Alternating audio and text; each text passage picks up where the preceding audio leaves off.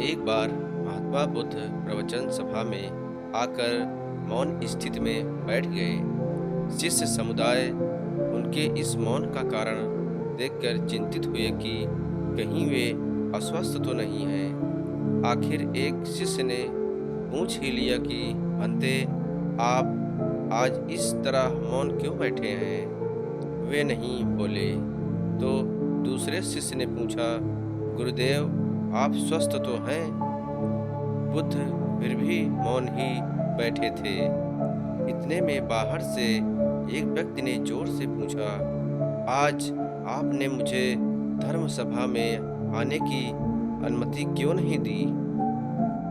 बुद्ध ने कोई उत्तर नहीं दिया और आंखें बंद कर ध्यान मग्न हो गए। वह बाहर खड़ा व्यक्ति और जोर से बोला, मुझे धर्म सभा में क्यों नहीं आने दिया जा रहा है? फिर धर्म सभा में बैठे बुद्ध के एक शिष्य ने एक उसका समर्थन लेते हुए कहा, भंते, उसे धर्म सभा में आने की अनुमति प्रदान कीजिए।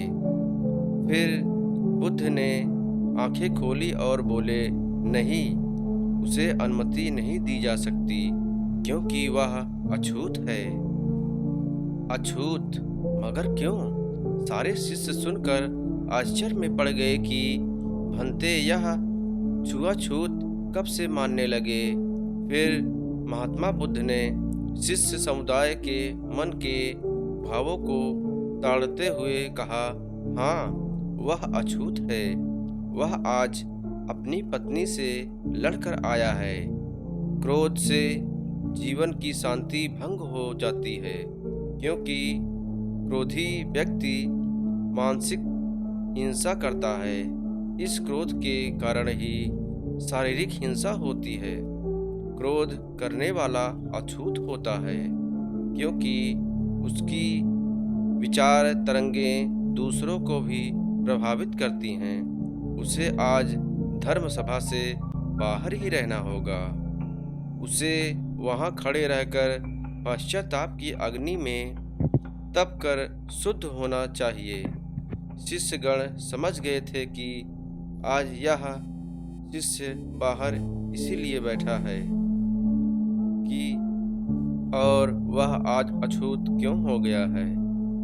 फिर उस व्यक्ति को भी बहुत पश्चाताप हुआ।